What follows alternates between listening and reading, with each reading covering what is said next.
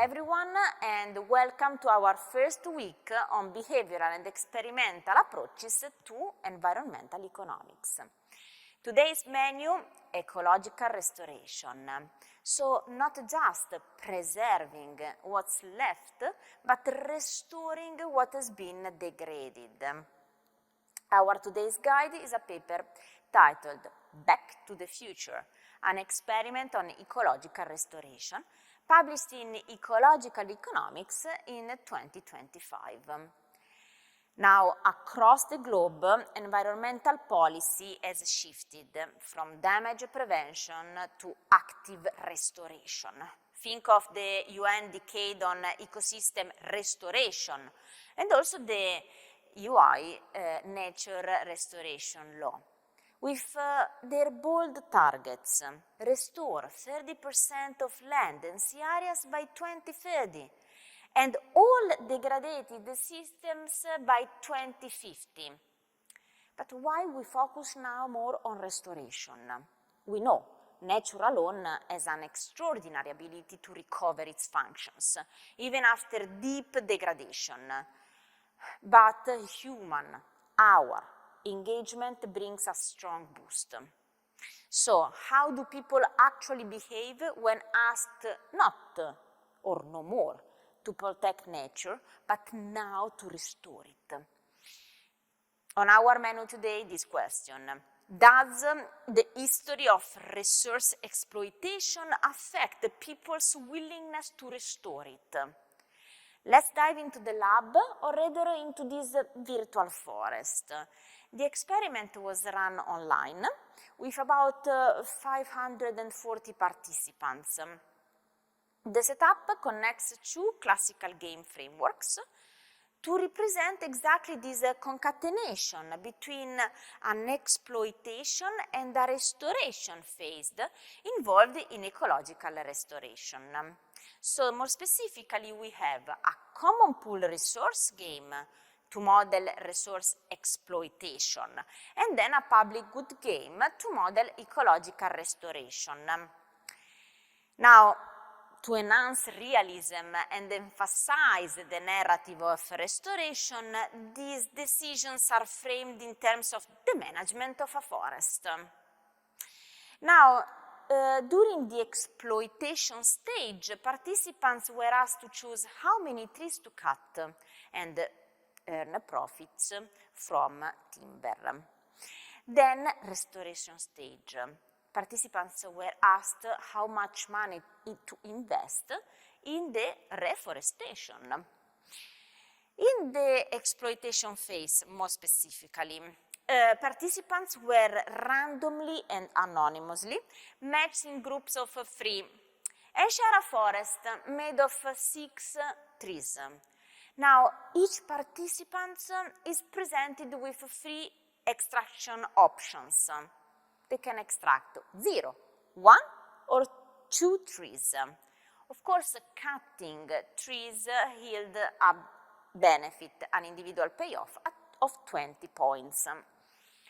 Now, it follows the extraction decision. Okay?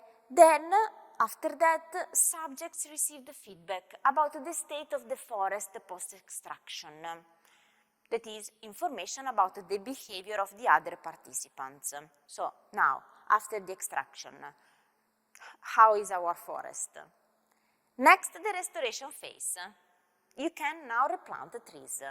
Each participant can choose to plant either 1 or 2 trees or not. I mean, decide not to plant any. Replanting a tree costs each 20 points.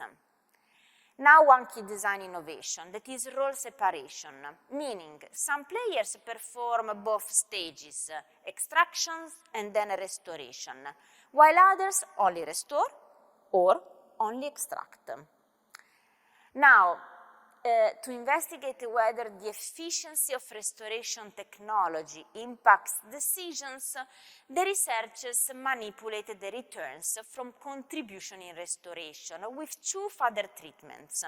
High return, so each planted tree generates 12 fresh air points per group member, versus low return treatment. Instead, each seat yields 9 points. What are the theoretical predictions here? Standard game theory predicts full extraction and full free riding. That means no one cuts less, no one restores. But humans are not purely rational. So here we are also testing two alternative behavioral hypotheses. First, history matters. Those who exploited, degraded the resource may feel guilt or inertia. Alternatively, we test this behavioral lock-in. That means that the early exploiters keep exploiting attitudes, even when cooperation becomes optimal. Now the main results. Participants who had exploited the forest tended to restore less. When the forest was badly depleted, only restoration condition, and only here, newcomers restored more, precisely when the forest looked worse. So in short, those who caused the damage show a behavioral lock-in. Those who were more aggressive in exploitation continued to be like this. So continued to opportunistically free ride on others' contributions during the restoration phase. These findings illuminate how psychological history shapes our environmental action. This behavioral lock-in can trap individuals in consistent but suboptimal patterns. Exploiters stay exploiters. Fresh actors, instead, who are not burdened by prior exploitation, may feel more drive to make things right now. Now, what are the policy implications? Restoration policies may benefit from engaging new stakeholders, citizens or associations not directly involved in past degradation, while also, of course, designing incentives that help former exploiters overcome their behavioral lock-in. This experiment, of course, as you can imagine, simplifies reality. We have a small forest, online environment, short time frame, virtual. Yet, it highlights a stylized behavioral mechanism that still can inform real-world restoration policies. Future work could test other ecosystems, for example, rivers or coral reefs, and include the negotiation or legal enforcement elements. Now, to conclude, this experiment shows that history matters, but the future is still in our hands. What choices are we willing to take to restore our planet?